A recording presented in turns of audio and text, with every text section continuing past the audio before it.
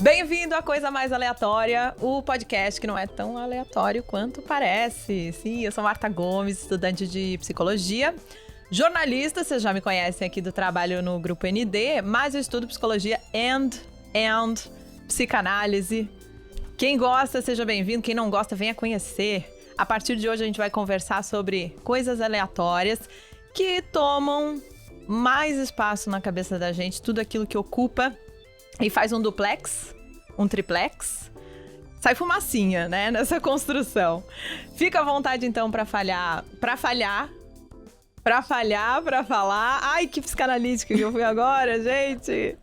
Enfim, fale do fracasso, do equívoco, do desacerto. Esse é o espaço, bem parecido com o espaço psicanalítico. Aliás, para tentar dar conta de tudo isso, eu recebo aqui, está comigo, inclusive, a psicanalista que não tem cara de psicanalista. Seja muito bem-vinda, Bianca Ani. Obrigada, Marta. Psicanalista não normativa, então, né? Pra combinar com tudo o resto. É o que os seus pacientes dizem. Ah, não parece psicanalista. Será que é porque você é jovem? Os alunos dizem, principalmente, né? Pode ser, porque eu sou jovem, porque eu não sou tão formal assim, né? Psicanalista tem essa coisa da normatividade, da formalidade. Talvez eu não seja assim tão formal quanto se espera de um psicanalista. Bianca, seja muito bem-vinda. Vamos falar a partir de hoje, então, da frustração, de quando a gente mesmo se sabota. É um baita enigma, né? Por que eu falei que a gente não vai... Eu não falei que a gente vai falar. Eu falei que a gente vai falhar. Que a gente vai falhar. E o quanto a falha diz da gente mesmo, né? Às vezes nos denuncia. A gente não queria falar aquilo e vai lá e fala justamente aquilo que não era pra falar. É verdade. Eu percebo muito que esse é talvez um dos grandes medos das pessoas de chegar aos consultórios. Por não saber o que vai sair quando chegar lá e sentar e falar, né? A gente não sabe o que vai acontecer quando começa a falar. Às vezes a gente até prepara um assunto, né? A primeira pauta. Às vezes tem paciente que vem até com uma listinha, mas ele foge do assunto inevitavelmente em algum momento. E acho que muito da psicanálise, da sacada da psicanálise é perceber justamente isso, né? Que a gente se perde. A gente falha no nosso cronograma e é aí que a gente se encontra. Gente, quanto é revelador quando a gente se perde. Eu ia sempre com uma listinha, né, pra terapia toda semana. E aí eu lembro da minha primeira psicóloga falando isso. O que tu acha da gente tentar ser mais espontâneo? Ela não falou assim, né, mas ela foi muito delicada. E essa sensibilidade a gente percebe, né, nos terapeutas. E um ouvido muito sensível, né? Vocês não deixam escapar nada. Às vezes a gente não se ouviu, mas vocês ouviram a gente. E tá aí a diferença de um encontro terapêutico, de um encontro com um amigo, né? O amigo, ele não tem esse olhar e esse ouvido tão apurado. Essa escuta profissional mesmo, né? É verdade, com certeza. Inclusive, você começou dizendo das coisas que nos ocupam a cabeça. E eu fiquei pensando que, por vezes, quase sempre, ocupam mesmo, né? A gente não consegue dormir, fica ali ocupado com aquilo sem saber o que é. Sem conseguir escutar a vozinha que diz o que é, né? Mas só fica ali ocupado. Mas ela tá ali porque tem muita gente que chega nos consultórios falando, eu tenho insônia. E parece que tu não tem nada a ver com aquela insônia. Parece que aquela insônia tomou conta da gente, do nada. E, no entanto, tem algo ali, né, operando. Não é possível que do nada você não consegue mais dormir. Sim, é claro que tem, né? É claro que vem isso que atravessa é o próprio inconsciente falante, né? Do que trata a psicanálise. Então, eu acho que tem muito dessa visão que a gente tem dos transtornos, dos sintomas em saúde mental, que é esse algo externo que vem e me atravessa. Quase como um vírus que me contamina, né? Mas que na psicanálise a gente trabalha justamente com o inverso. O que nos atravessa é a gente mesmo, né? Tem algo querendo nos contar, talvez essa insônia querendo nos contar algo que a gente não está conseguindo ouvir. E aí entra a falha na psicanálise, né? Bom, se a gente não consegue ouvir consciente acordado, ela vai falar num sonho, ela vai falar num sintoma, ou ela vai falar num engano, né? Tu quer ver uma sessão boa de terapia? Conta um sonho que tu teve. Isso vai render, não é? É revelador. Você chega assim, não, meu sonho foi nada a ver. Aí o terapeuta fala, como foi? Aí tu começa a contar, aí tu vê, foi tudo a ver, tá tudo ali, Bianca. Como assim?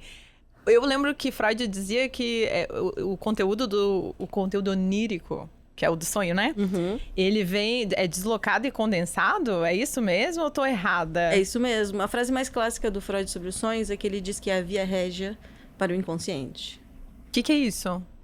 É um caminho aberto, direto ao inconsciente. Ah... Bom, quando estamos dormindo, estamos inconscientes, né?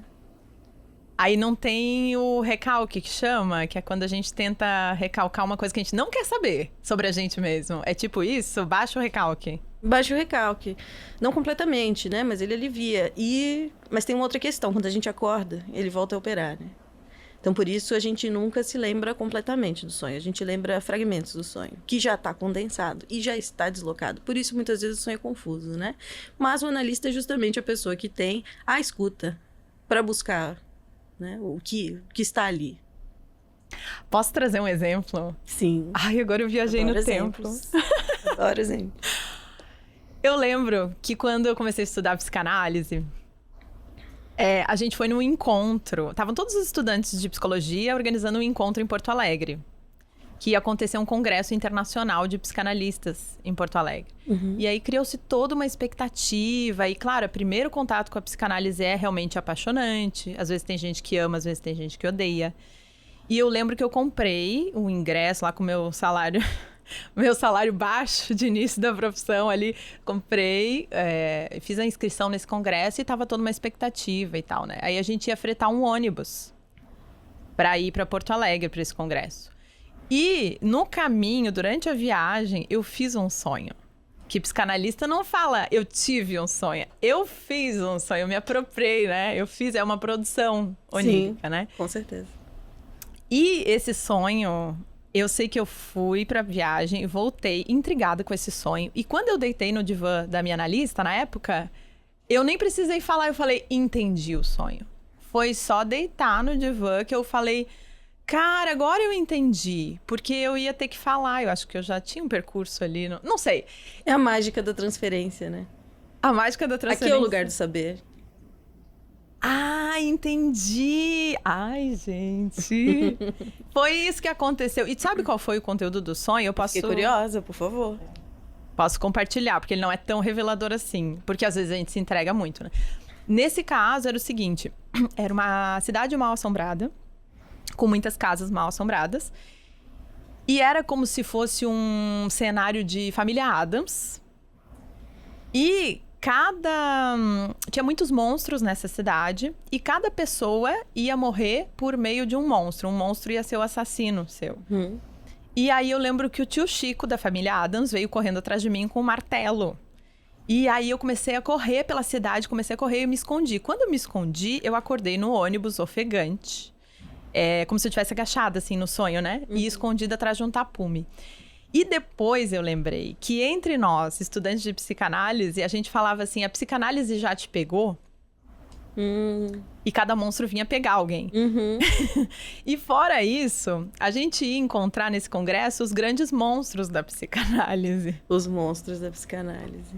Então, o quanto esse sonho, ele não vem assim, realmente como ele é. Né? Que eu tava com medo de encontrar grandes... A psicanálise já te pegou? Tinha um monstro que ia me pegar ali, né? Mas como ela é uma construção simbólica. Condensada e deslocada, é o exemplo perfeito, né? Condensação e deslocamento fala principalmente da linguagem e das representações que a gente tem. Então, quando a gente produz o sonho, a gente produz com um arsenal de imagens que a gente tem, de memórias que a gente tem, porque é a gente que produz, né?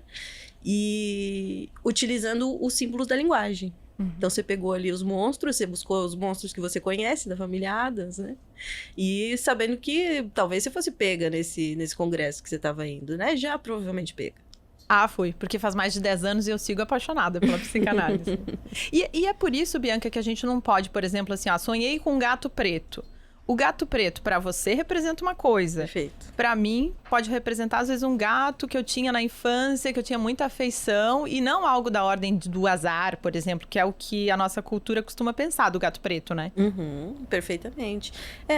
Bom, existem eu não sei como é que chama, livrinhos de interpretação de sonhos, né? Que você vai lá, sonhei com um cabelo, e você abre e diz, cabelo significa tal coisa. Bom, para psicanálise nunca funciona assim, uma vez que sempre é um por um, né?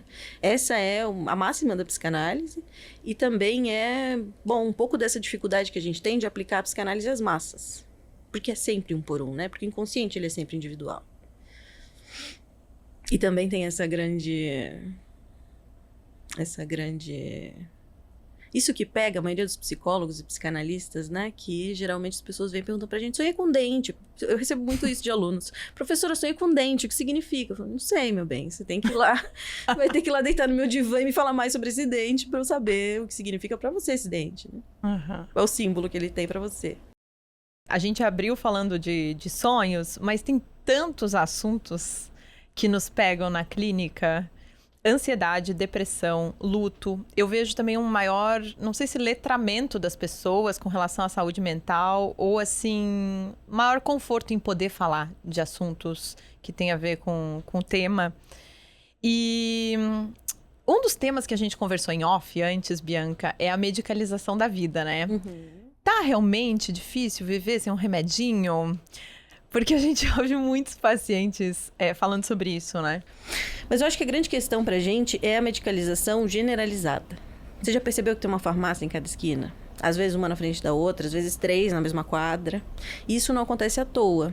Acho que é uma característica da pós-modernidade que a gente aprendeu que precisa ser produtivo o tempo todo. Então, qualquer sinal de doença, de sintoma, a gente corre para se medicar, para se medicalizar e acabar com esse sintoma e continuar produtivo. Mas a lógica da saúde mental é diferente, né? A lógica da saúde mental não funciona por essa via, até porque a grande maioria dos psicotrópicos, da medicação para doenças mentais, ela não trata. A grande maioria, não todos os casos, mas muitos. Ela não trata nada, ela não cura nada. Ela ameniza o sintoma, ela anestesia o sintoma, né? Então, quando surge aí sintomas de ansiedade, sintomas de depressão, déficit de atenção, muitas vezes são sinais que o corpo está te dando de que algo está errado, de que é algo que você precisa escutar. E aí, quando você toma a medicação e ameniza esse sintoma, é como desligar o alarme de incêndio de um prédio ainda em chamas. Há algo que precisa ser visto, que precisa ser escutado e tratado aí, que não está sendo tratado, está sendo anestesiado, digamos assim, né? Eu costumo dizer, imagine que você tem aí um problema no dente, precisa fazer um tratamento de canal, uma cirurgia, e você não vai ao dentista, você fica tomando analgésico, Dorflex. A dor de dente vai embora, mas o seu problema continua lá, inclusive continua infeccionado, inflamando, né? Inflamando é uma palavra interessante para aquilo que a gente conhece do inconsciente, que ele fica pulsando, né? Ele fica inflamando, e os sintomas são uma forma de nos mostrar que algo não vai bem. Então, essa lógica da medicalização, eu acho que é algo que vem com a pós-modernidade, com isso que a gente aprendeu sobre saúde, tá doente, vai no médico, né? Mas muitos não sabem até a diferença do que faz um psicólogo, do que faz um psiquiatra. Uhum.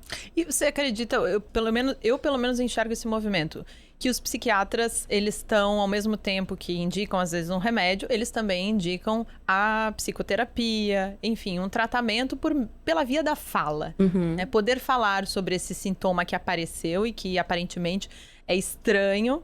Nossa, eu tô muito ansiosa, eu não tô dando conta. Mas que aquilo vai dizer algo sobre você, né? Porque conscientemente, racionalizando, você não consegue entender. Ai, por que eu tô assim? Ai, por que eu não durmo à noite? Por que eu tô apresentando esse sintoma?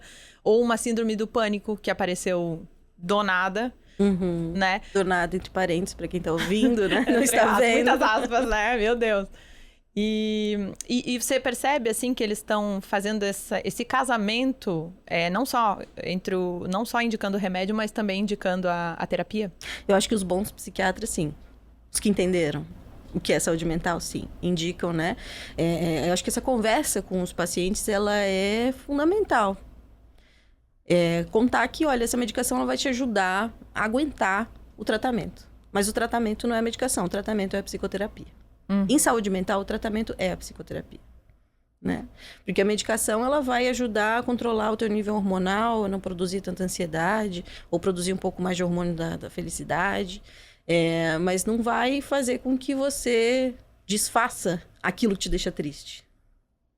É a fala. Na psicanálise, através da fala, né? Então, você vai falando e errando, como você colocou no começo, né? E falhando na tua fala. Porque falhando, né? Acho que é importante a gente desmistificar isso aí também. Porque a gente tende a ser muito racional. A gente aprende a ser racional, né? A gente vai para a escola para aprender a raciocinar e racionalizar a vida. Então, como chegam os pacientes nos consultórios, eu sou assim porque é isso que aconteceu na minha infância, então é por isso que eu sou assim. Mas não é só isso, né? Tem muito mais. E é quando a gente falha e troca uma palavra pela outra, e quando a gente vai contar uma história e vem outra na cabeça, automaticamente fala, nossa, mas eu lembrei de uma coisa nada a ver agora. Essa coisa nada a ver que interessa lá na lista, né? Porque é essa coisa nada a ver que está trilhando o caminho para te levar àquilo que está produzindo teu sintoma. Então, é por isso que falar aleatoriamente, falar livremente, né, que é a proposta da psicanálise, é um caminho que você abre do inconsciente para dizer, fala inconsciente. Não é à toa que você está no podcast A Coisa Mais Aleatória. É assim que funciona uma psicanálise. É deitando no divã e abandonando aquela listinha. Eu tenho que falar sobre essa briga com a minha mãe. Esse passado aqui que me marcou lá. Não.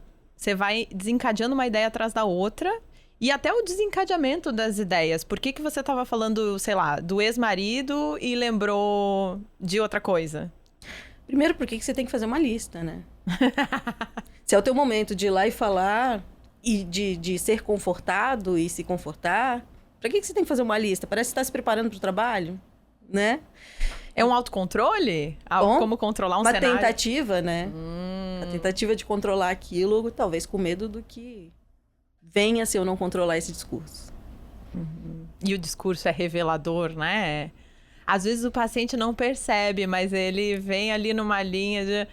então tu quer dizer isso? Não, eu não quis dizer isso. Aí no final da terapia... Era isso mesmo.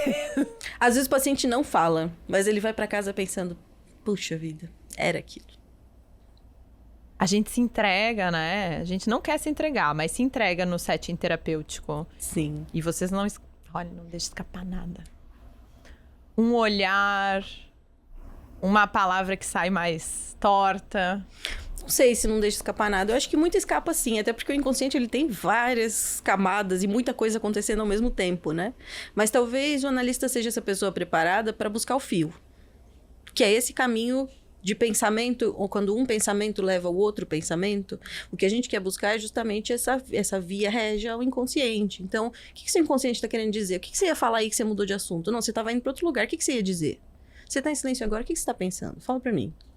Porque é isso que eu quero saber. É esse que é o mais aleatório. Freud fala, né, um dos seus textos mais didáticos, eu acho que isso está lá nos artigos sobre a técnica, quando ele começa a ser bem didático sobre a técnica dele, e ele diz que a gente deve orientar os nossos pacientes a agir como se eles estivessem viajando num trem, olhando pela janela, e que eles deveriam nos contar tudo o que aparece pela janela, mesmo que não pareça relevante, ou mesmo que não pareça ter coerência, tudo deve ser relatado. E é assim que funciona um processo de análise, assim funciona a associação livre, né? Me diga tudo que vem à mente, mesmo que não pareça relevante. Mesmo que você tenha vergonha de dizer. Porque isso leva a algum lugar. Um pensamento leva a outro que vai nos levar àquilo que o inconsciente está querendo dizer. E o silêncio costuma aparecer muito nessa hora? Justamente... por essa liberdade de poder começar por onde quiser, ou o que vier na cabeça, e aí não vem nada. Quando vem só silêncio, acontece? Acontece. E eu acho que o silêncio ele é uma ferramenta interessante de análise. Como assim? Primeiro porque, até acho que como consequência da nossa cultura, as pessoas têm horror de silêncio. Elas querem preencher ele com a primeira coisa que vem à mente. E é isso que a gente quer. A gente não suporta o silêncio. Não suporta o silêncio. Então, há uma angústia. Primeiro, no início de uma análise, né? Quando as pessoas ainda estão se habituando, entendendo o que acontece ali dentro daquele consultório, há uma angústia de preencher aquele vazio com alguma fala, dizer algo. E é isso que o analista quer. Me diga algo, né? Me diga a primeira coisa que vier à mente. Mas o silêncio também é uma ferramenta interessante de deixar fluir o pensamento, né? Principalmente quando o analisando já se acostuma com esse processo e ele pode ficar à vontade, deitadinho lá no seu divã, pensando um pouquinho, deixar fluir o pensamento, né? Uhum. Que é o que a gente pouco faz na vida cotidiana, nessa vida acelerada, nessa vida hiperprodutiva que a gente tem, é deixar fluir o pensamento, né? é deixar, é refletir sobre o que é, de fato, que tá me deixando angustiado, ansioso, que tá me tirando o sono, a gente não para e pensa, peraí, o que tá me deixando ansioso? Não, a gente fica, meu Deus, amanhã eu tenho aquele compromisso, eu tenho que fazer tal coisa. Uhum. Mas quando o silêncio vem em outro formato, que, por exemplo, como estudante de psicologia, eu já ouvi alguns colegas comentarem que foram atender um paciente, e aí o paciente chegou com muitas queixas na primeira sessão. Quando ele aí ele percebe que o quê? O estagiário, ele fez uma boa intervenção. Ele ouviu o que estava sendo dito, fez perguntas pertinentes. Opa, me pegou. Ele ouviu mesmo, ele está aqui. Ele passou boa parte da sessão em silêncio, mas quando ele interviu, foi cirúrgico. Né? Fez uma intervenção. Opa, tem alguém me ouvindo aqui de verdade. Na segunda sessão, esse mesmo paciente volta, já tá tudo resolvido. Tô ótimo. Lá em casa as coisas ficaram super bem, maravilhosas. Tchau. É um grande clássico, né? Acontece muito. Muito, muito. A melhora instantânea, né?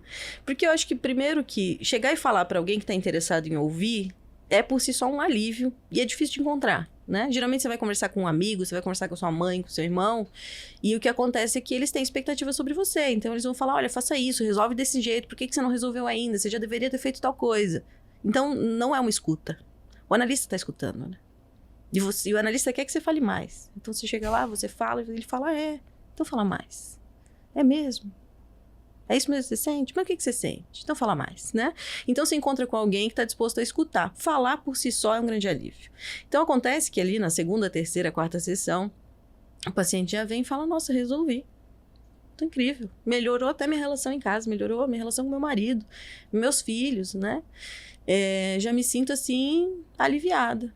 Bom, que é um grande alívio, mas isso só não é a cura, né? Não é a resolução de todas as coisas. Então, por vezes, pode ser que esse paciente desista, vá embora, não volte mais achando que está tudo resolvido, mas ele vai encontrar com outras coisas ali na frente, vai tropeçar de novo, vai se angustiar de novo, né? Se implicar de novo, enfim. E aí pode ser que ele volte. Ou pode ser que ele insista. Porque daí é um efeito interessante de uma análise, né? Que é quando a pessoa ela fica curiosa e quer saber mais. Então ela volta para falar mais. E se escutar mais, né? E se escutar mais. Por que o psicanalista fica pedindo para falar mais? Fale mais, fale mais. Isso tudo, essa fala, dá um contorno a quem é esse paciente? Porque quando chega um novo paciente, tu não sabe qual é o olhar dele sobre a vida. Isso é fundamental, né? Eu acho que o objeto da psicanálise é justamente o inconsciente, que são, no caso, as fantasias que aquele paciente tem sobre a vida. É isso? Isso. O inconsciente estruturado como uma linguagem, que é o que coloca o Lacan, né? Ai, que medo do Lacan. Ela trouxe Lacan, gente. Ele chegou para nossa conversa. O que o Lacan propõe com isso é justamente que o inconsciente estruturado como uma linguagem, ele produz uma cadeia de significantes. Então, que a gente não tem um significante sobre uma coisa. Como eu disse, os pacientes chegam dizendo, eu sou assim porque na minha infância aconteceu isso. Isso foi um significante. Que depois, quando você tinha 11 anos, aconteceu outro que grudou nele. E aí depois, quando você tinha 22, aconteceu outro que grudou nele. Então, você tem uma cadeia de significantes. Por isso você tem que falar mais. Porque falar sobre um acontecimento só não resolve. Isso produz um emaranhado complexo, um nó complexo, né? De que você veio reforçando isso, que você acredita, que você achou, que você sentiu, e que muitas vezes é algo que vem do corpo, né? Que tá no real do Lacan, que é essa sensação no corpo que você sente, que você não consegue dar um nome, não sabe dizer o que é.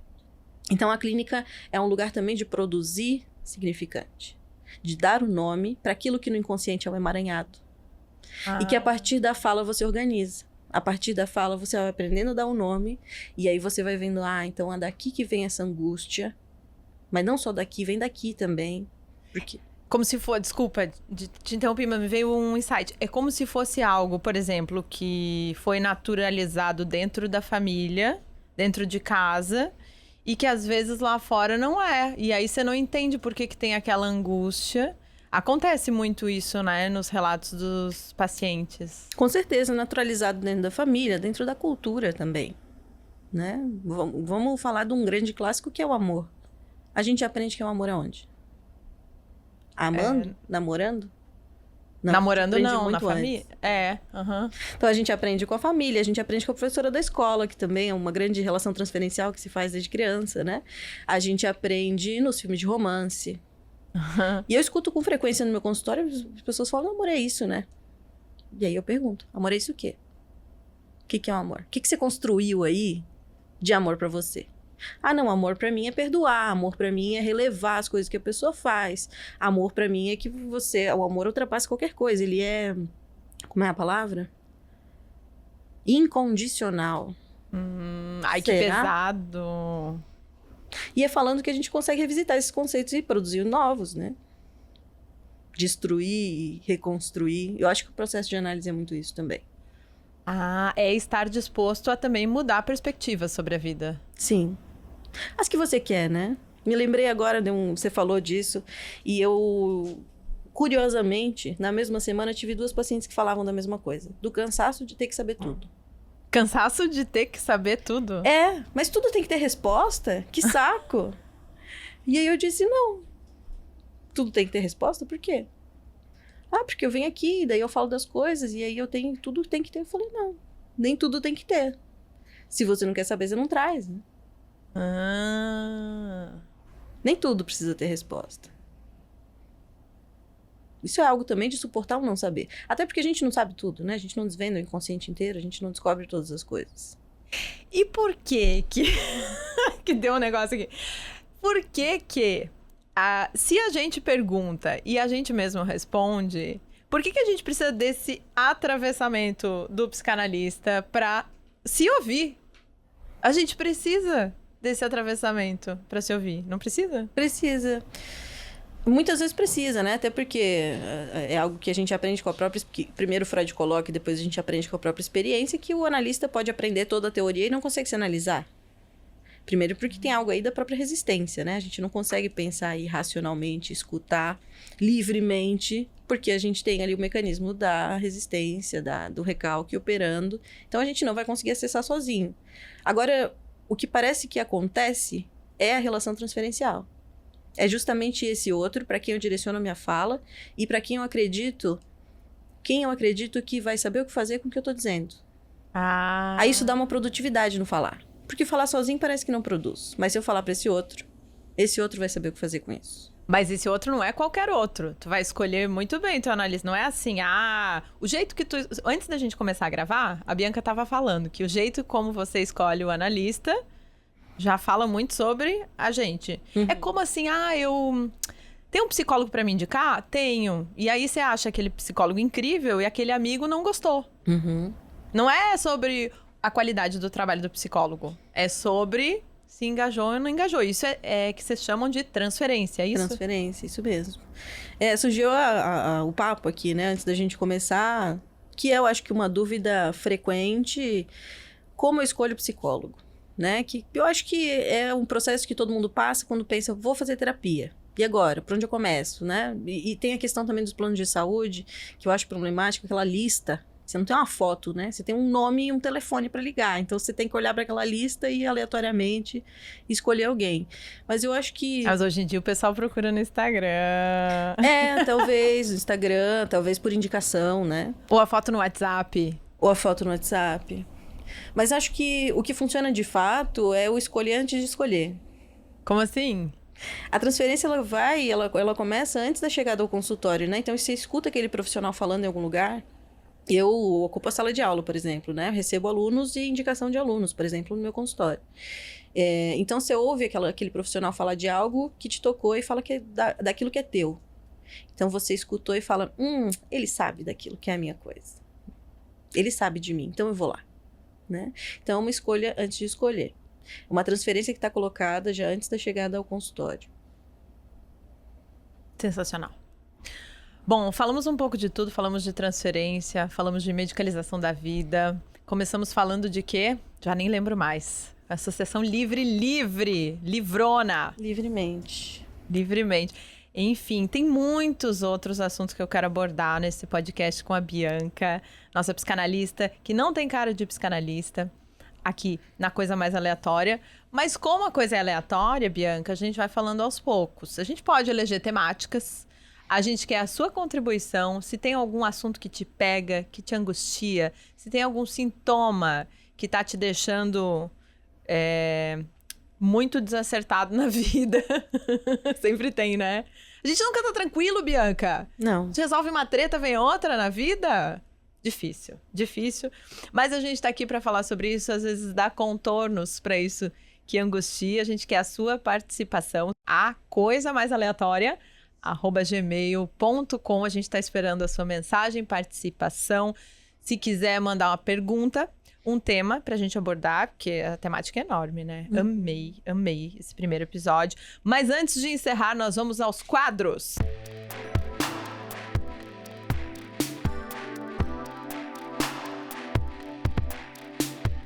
O quadro Freud Me Disse é o quadro onde a gente fala frases emblemáticas que marcam até hoje o nosso inconsciente e consciente também. Freud maravilhoso, que deixou sua marca no mundo. Da Áustria para o mundo. Ele que analisou o mundo inteiro e não se analisou. Ele não fez terapia, Freud fez? Não, terapia não, porque ele foi o primeiro a falar disso, né? Mas chamamos, assim, carinhosamente, de analista número 0, o Fliess, que foi com quem o Freud trocou algumas cartas e mandava sonhos e algumas livre associações escritas, e o Fliess ajudava a analisá-lo. Não era propriamente uma análise, mas algo. Algo parecido. É. Ele foi o primeiro, né? E uma frase de Freud que seja marcante pra ti, Bianca. Eu acho que já que a gente falou tanto de falar e falhar, eu acho que a frase que cabe hoje é uma clássica do Freud que popularizou num dito popular que ele diz: quando Pedro me fala sobre Paulo, sei mais de Pedro do que de Paulo. Que diz de uma análise, né? Paulo senta lá e fica me falando de Pedro. E eu fico escutando o que é que Paulo quer dizer e que é que Paulo tá se incomodando com esse Pedro, né? E isso serve até para o nosso dia a dia, né? Quando vem alguém fazer muita fofoca de outras pessoas, quem é que tá denunciando quem aí, né? O próprio fofoqueiro tá falando dele mesmo, não é? Se te incomoda tanto, por que te incomoda, né? Por que te dói tanto isso? E o fofoqueiro não se dá conta. A pessoa não se dá conta. E é a mesma coisa do paciente que tá se analisando. Ele, às vezes, não percebe o quanto aquela terceira pessoa, às vezes, tá tomando ele. Não é? Perfeito, com certeza. Eu também tenho uma frase que me pega de Freud, que tem tudo a ver com o inconsciente, que é: o homem não é senhor na sua própria casa. Algo assim, dependendo da tradução muda as palavras, mas o sentido é esse. A gente acha que sabe sobre a gente, mas ali onde a gente erra, onde a gente não dá conta, onde diz: eu marquei tal hora, e sempre se sabota, eu nunca tô lá naquele horário. As pessoas que são sempre atrasadas, né? Tem uns sintomas assim que aparecem, essa coisa da insônia, essa coisa de ficar muito ansioso, trocar os pés pelas mãos numa grande oportunidade da vida. Isso tudo faz o sujeito se questionar sobre ele mesmo. E por que isso acontece? Por que isso operou? Eu achei que eu estava preparado para tal coisa, não estava. Me embasbaquei na entrevista de emprego. Algo assim. Essa coisa da personalidade também, né? Eu adoro usar esse exemplo. Que é... Quando a gente fala da personalidade, a gente sempre fala de algo que nos atravessa que a gente não controla. Por exemplo, eu sou muito chorona. Eu sou muito irritada. Eu sou muito ansiosa. É esse algo que vem através de mim, que eu não controlo. E que então... Bom, não sou senhor na minha própria morada, né?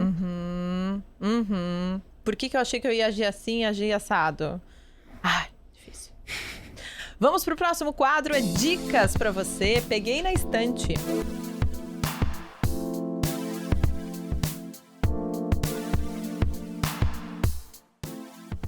Dica de um filme, um livro, um podcast, um primeiro contato com a psicanálise. Eu gosto de indicar, eu até trabalho bastante com meus alunos esse livro, para quem está iniciando, quer saber o que é a psicanálise. Eu gosto desse livro, que é um livro gostosinho que você lê deitado na rede, assim, no domingo, pegando um solzinho, que chama Cartas a um Jovem Terapeuta, do Contato Caligares. Maravilhoso. É um livro super informal, onde ele responde perguntas, né, de alunos, de interessados, enfim, de uma maneira super leve, até descontraída, assim. É um livro bem gostosinho, interessante. O que eu acho legal é que ele traz bastidores também de quando ele começou, nessa área de psicanálise. Então, para quem tá pensando em ser psicólogo e psicanalista também é muito bacana. Aliás, a gente podia fazer um quadro aqui falando de bastidores, hein, Bianca? Com certeza. Porque tem muitas curiosidades sobre o setting terapêutico do analista. Tem muita gente que não sabe que tem diferença. O psicanalista é diferente, ele faz um trabalho bem diferente do resto dos psicólogos. Tem especificidades e muitas curiosidades. Por que o psicanalista é tão... Ele parece ser assim, ó, mais sisudo. Cara fechada, turrão, não fala de si. Tem uma função importante aí, né? Tem? Sim, mas eu vou deixar esse suspense para um próximo episódio. Olha, ela fez mistério. Fica pro próximo e fica o convite para você também acompanhar o nosso próximo episódio. Peguei na estante, essa foi a dica da Bianca Anne, Contar do Caligares. Eu vou dar minha dica da Peguei no Estante, é o podcast também sobre psicanálise, chamado Lá Fora, com 3 psicanalistas que eu admiro muito, o Pedro, a Vanessa e a Marielle. Eu adoro também. Gosta? Aham. Então, quem quiser saber mais sobre os bastidores também de psicanálise, acho que fica uma boa dica. Eles trazem um olhar, às vezes, mais prático e, às vezes, mais teórico do que é ser psicanalista, mas sempre incrível. Eles são muito assertivos, assim... E gosto muito. Contardo, eu também sou fã. Tô louca pra ler o último livro que ele escreveu pouco antes de morrer. Não sei se você já leu. É incrível. Eu li. É uma despedida da vida? É uma despedida. Na verdade, ele tá ali tratando um câncer, né? Que, infelizmente, Contardo nos deixou, acho que foi em 2022, final de 2022. E ele escreve esse livro que chama O Sentido da Vida? Sentido da Vida. Sentido da Vida. Então, ele fala sobre o sentido da vida em um momento em que ele tá lutando pela vida dele, né? Mas é incrível que, para falar de morte, ele fala muito sobre a vida. É incrível. Esse livro é uma lição sensacional, que também não é um livro didático, não é um livro técnico e cabe a qualquer interessado, né? Pensar sobre o assunto. Muito bom. Bianca, obrigada pela participação aqui com a gente. Te espero daqui a 15 dias na Coisa Mais Aleatória. Muito obrigada também pelo convite. Um grande prazer estar aqui. E então, até daqui a 15 dias. Isso aí. Nos psicanálise é bom fazer toda semana, né? Mas o nosso bate-papo vai ser quinzenal. Vai ser quinzenal. Obrigada. Obrigada a você que acompanhou a Coisa Mais Aleatória, o podcast, que não é tão aleatório quanto parece. A gente te espera daqui a 15 dias. Mande sua dica, sua sugestão de pauta pro nosso programa, que a gente vai abordar aqui, trazer sua dúvida. Enfim, vamos botar em pauta aqui na mesa e dar contorno para tudo isso. O nosso e-mail é acoisamaisaleatoria@gmail.com. A gente está esperando. Um beijo.